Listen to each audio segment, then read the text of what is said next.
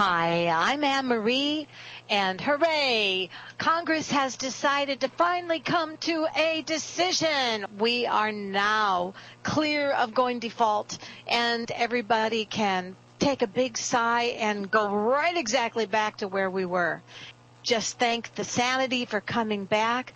I want to introduce today's guest is Jane Wilcox, and Jane is a professional intuitive. She has been very active on phone consultation level in the last 11 years. She's been an ordained minister since 2000. She is a postgraduate work in business marketing, Kansas State University. She is the producer of the Jane Wilcox Show, NBC 1190, Phoenix, Arizona.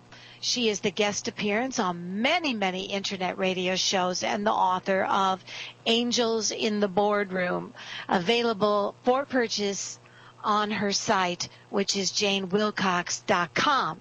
She's author of many relationship-oriented articles that are published. And with that, let's say hey to Jane Wilcox. Hey, Jane. You know, I just find this to be, the last couple of weeks have been energetically, I feel this universal uncertainty and Congress acting like a bunch of brats. We're all affected by that, and it trickles down into so many arenas of your life. And you just want to go kick something. I just find myself unexplainably mad. Mad because country's better than this, and we have, we weren't walking our talk. Right. And I hate when I don't walk my talk, but to watch our country not walk their talk just... Well, I think that the most ridiculous thing was, of course, two things, and that is cutting off the road so that people couldn't even stop at the Grand Canyon. I was very angry about that. People that plan vacations for years. I know. But the worst thing was that they blocked the road off with cones so that people couldn't even stop to see Mount Rushmore. Oh. That is so you had to sad. Drive by it, and I just thought, that's like I said, it reminds me. So tell me, Jane, what is it that you found led you in the direction? I want to say hi, Jamie from California, and hey, Jan from L.A., and Bear is here. I just want to thank everybody, and let me look into the InQuick and see if anybody stopped here. Okay, we still have Tennessee, a guy named Gary from New York, and hopefully we'll get more. Of course, guys, number is 602-666-6027, and Jane has over 60,000 client feedbacks. Isn't that cool? And just think that you can have free counseling from Jane today.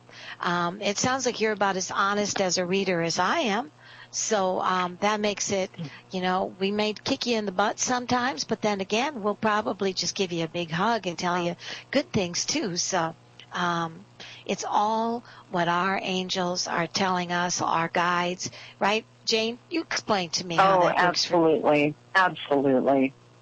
Yeah. It is. I had started out years ago when Yahoo had free chat rooms, and I was just doing readings in the chat room and just having a good time with it. And a friend of mine just said, you should try this. It's a new site that just came out and keen. And I feel that it takes a lot of time in this day and age for people to find an advisor or a counselor in the spiritual realm with a lot of integrity. That's just my thought on it. What would be the one thing that you feel after years of reading that you have found has made you a better reader?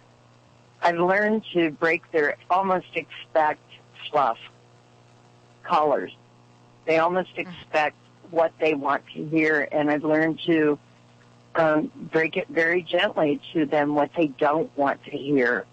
And I always ask, I know I'm not going to tell you what you want to hear. Would you like to continue this call or end it?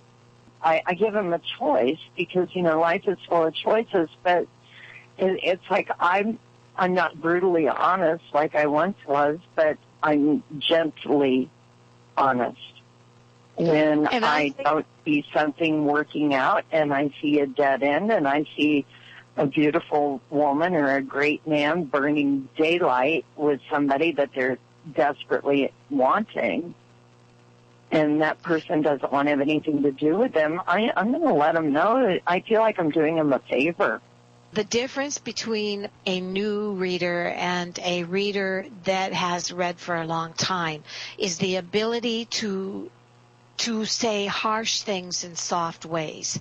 You have to be your own slave driver when an entrepreneur. Probably the one thing that really sets me apart is the fact that I can tell people honestly what I see without hurting someone's feelings and being able, like you said, to give them a choice. Want to say Renee from Pennsylvania High and Edith from Michigan High.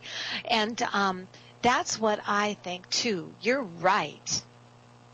Well, and like I said, finding an advisor in this day and age that has that kind of integrity.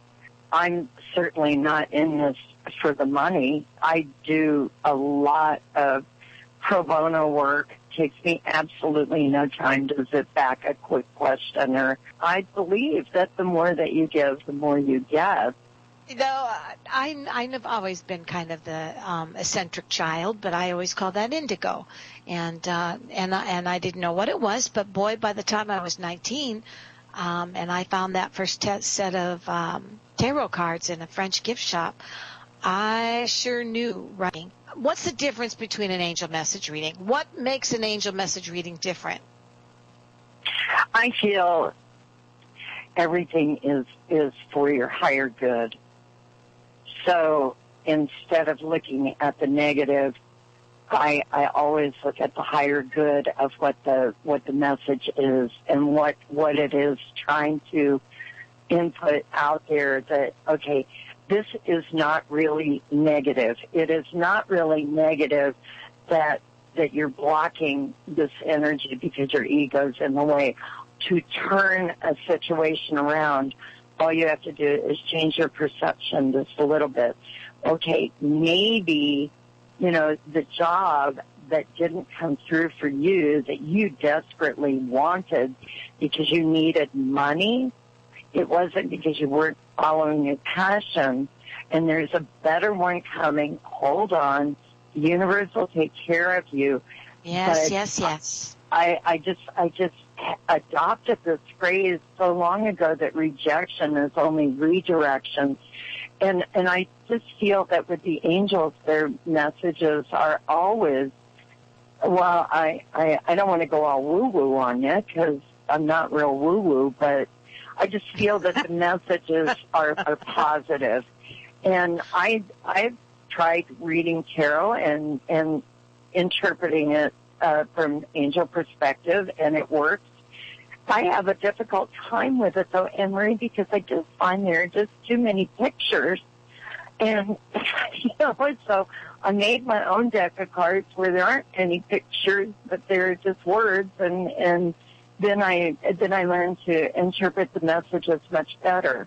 It's like that shadow of somebody holding up a cup, and there are all these shadowy, empty ones. What does that mean? I need to refuel the fire? I don't get it. But well, I think the thing is that for me with tarot, it's that it hones in all of the pictures I see naturally, and it cuts through the crap. So basically each picture stands for a word, and I never allow myself to be anal with tarot. I never allow myself to think that I have to have a memorized meaning for a specific card, because that's somebody else's interpretation of whatever many years ago. Right. And for me, because every psychic reads in a different frequency, some visually, some empath, it's whatever makes you accurate. I'm sure that you've had people that have called you and said, well, so-and-so said XYZ. And, if so-and-so said XYZ to them, I'm certainly not going to put anybody down in this field. I'm sure that they tried as hard as they could to interpret just what XYZ was. But just because they interpret it as XYZ doesn't mean it is the way that I see it. You know, I just really feel readers will read the energy of the person asking and not the energy of the person asking about. How about we do some readings and show people what you're talking about? Okay, go. Are you ready? Ready?